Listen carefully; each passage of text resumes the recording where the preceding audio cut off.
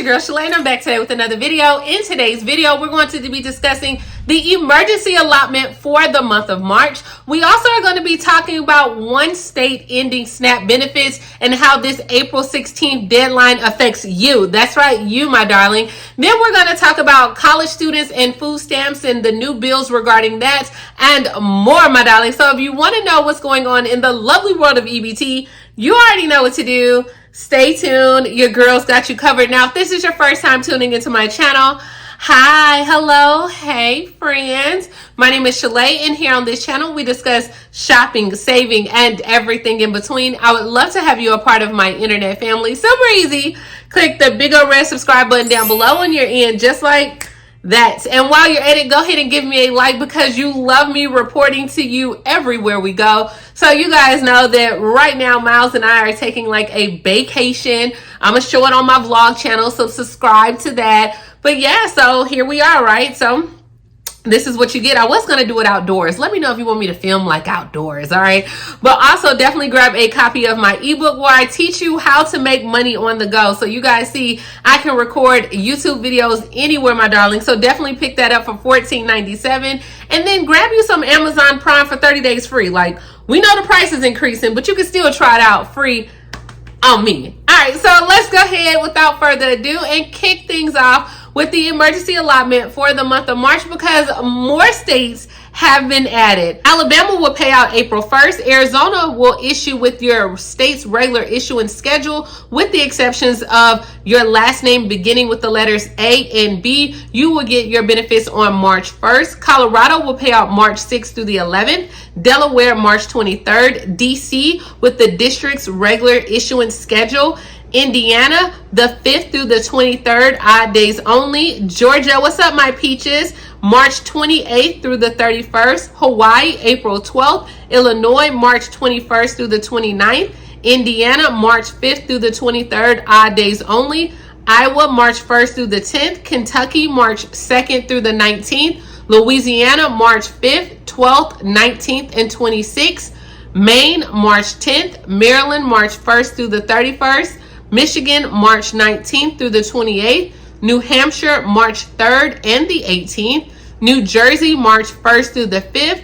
New Mexico, March 1st through the 31st. New York, March 17th through March 30th. And then also the rest of the state, March 7th through the 17th. North Carolina, March 22nd through the 31st. Ohio, March 24th. Oklahoma, March 10th through the 15th. Oregon, March 10th. Pennsylvania, March 17th through the 30th. Rhode Island, March 3rd. South Carolina, March 1st through the 19th. Texas, March 7th through the 11th. Utah, March 27th. Virginia, March 16th. Washington, March 2nd. West Virginia, March 3rd. And Wisconsin, March 19th. Next, we're going to go ahead and discuss pandemic EBT for this school year. The following states have been approved, beginning with Colorado, who will pay out on June of 2022, and that's for the months of August through December of 2021. And then they're going to pay out from January through May of this year, will be paid out to you in August of 2022. Delaware will issue out August and September benefits in February, October and November in March, December and January in April, and then February and March will be paid out in May, and then benefits for April will be paid out in June, and that's for Delaware. Indiana will pay out on a quarterly basis. We got some things to discuss in Indiana as well. Keep on. Louisiana will issue out benefits from August through October and February, and then for months November through January and March, and then from February and March will pay out in April, and then for the rest of the month in April will pay out in May. Michigan is still going to pay pandemic EBT on a monthly basis. Minnesota will pay on a monthly basis. Nebraska is going to issue out summer 2021 benefits on March 11th. And then from August through October, they're going to pay out those benefits on April 20th. And then from November through January on May 19th. February and March will be paid out on June 16th, and then April and May will be paid out on August 16th. New Mexico is going to pay out on a monthly basis. North Carolina will pay out on a monthly basis. Ohio is going to pay out on a monthly basis for the rest of the school year. Rhode Island is going to pay out between public and private school, they'll pay out at the beginning of March and then tentatively at the end of March as well. And then they're going to pay out both public and private in April. And then the rest of the school year will be on a monthly basis.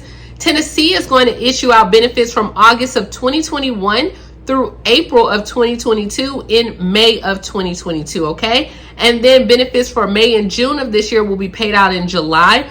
Texas is going to issue out benefits for the months of August through December in late April. And then January through June will be paid out in August.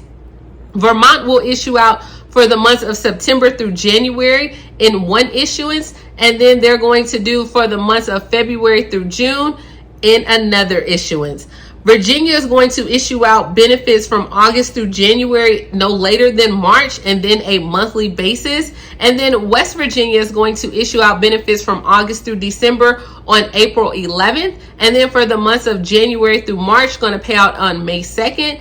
April and May will be paid out on July 22nd.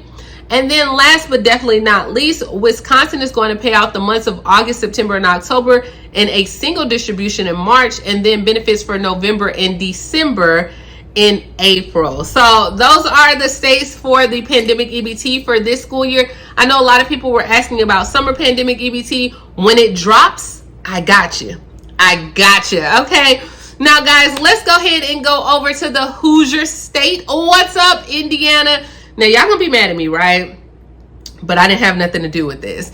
As of right now, your governor is going to end your benefits on April 16th. The current declaration that's in place goes until April 16th, and it's been going back and forth on if it's going to be extended through the end of the year. But even if the national emergency is still in place, states can cancel it on their own, right? But the word on the street is it may just end overall. The national emergency ends on April 16th, which means nobody will get emergency allotment. But either way it goes, in Indiana, your governor, Eric Holcomb, he signed a bill on Thursday that will go ahead and end those benefits for you. Now, Indiana has been receiving the COVID-19 benefits since April 2020 of last year, and they have received the maximum allotment for their household. So there's a new House bill that is House Bill 1001. This is why we got to keep up with these House bills, guys. Under this House bill, these benefits will expire on April 16th.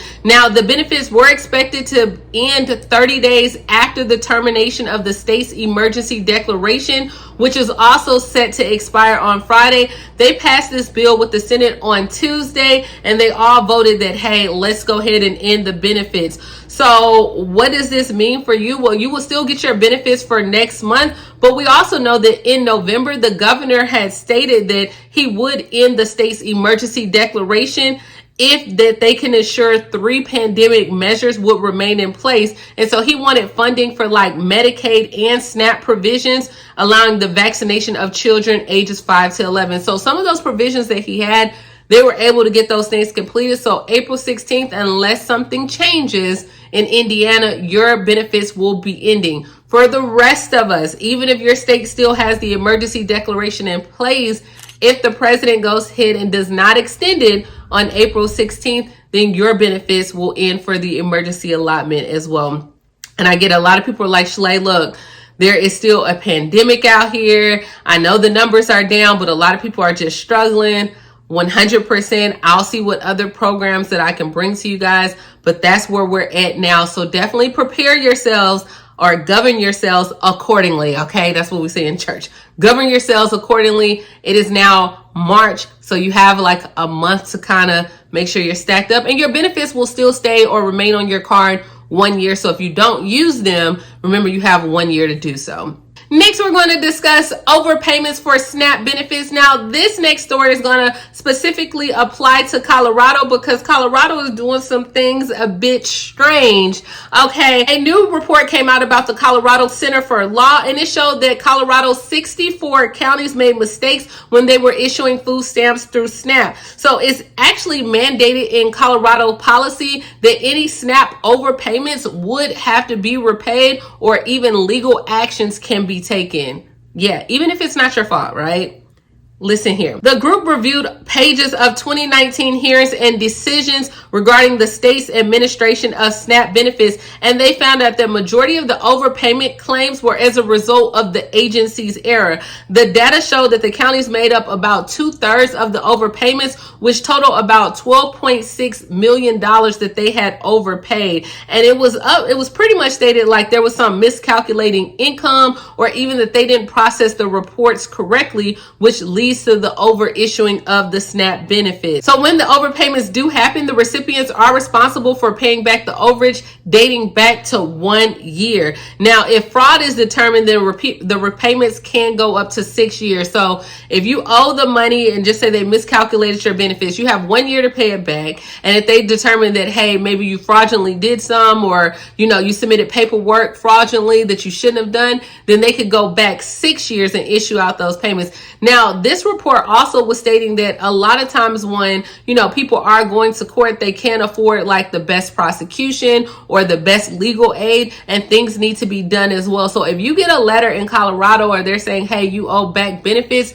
you probably want to go ahead and address that, because one, it could be correct, and two, you don't want any legal action taken against you. And even if it wasn't your fault, you can still have to pay these benefits back. I know. I don't know if it's like that in other states. Let me know. Comment down below if you had a SNAP overpayment that you had to pay back. How did that process work? I haven't seen this, but this is only right now that I've seen in Colorado.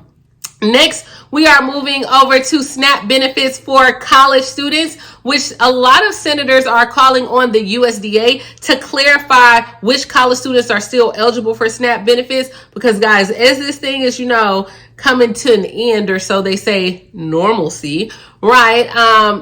They're going to start removing some of these benefits. So several members of Congress, including Senators Mark Warner and Tim Kaine, say that this needs to be addressed, the food insecurity among certain groups of students.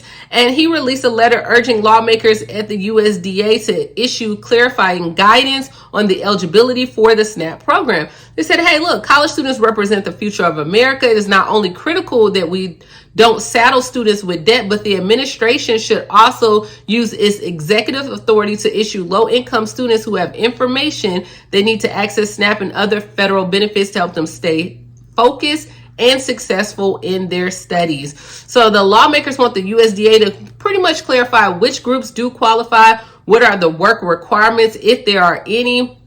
Also, the federal and work study programs, is this for students enrolled in community college or universities only? What about students that are, enrolled in like tech programs as well? So they hey, give us some information to let us know who qualifies, how long do they get it, what do we use to qualify as income, do they have to work as well? So we'll see what's going on there. And that's all we have going on today. It was a long video, right? It was a long one. I'm sorry. I should have warned you, but let me know exactly what do you guys think regarding the emergency declaration ending in states, and also states just ending the emergency allotment. Do you think it's still needed? Do you think the pandemic is over? Are y'all hey, we're back to normal, Shalae, we are good? Or are you nope, it's not over? Also, let me know, what do you think about overpayments? Have you ever had to pay one back? And then grab my ebook, y'all. As you can see, I'm up here on vacation and I'm recording. This life is available to you too, my darling. So grab my ebook, if not for you, for a friend, for somebody else. It's $14.97. You can go ahead, if taxes didn't drop, grab some. And then get some Amazon Prime. And that's all I have, guys. Please like, comment, subscribe, and I will talk to you later, Gator. Bye, guys.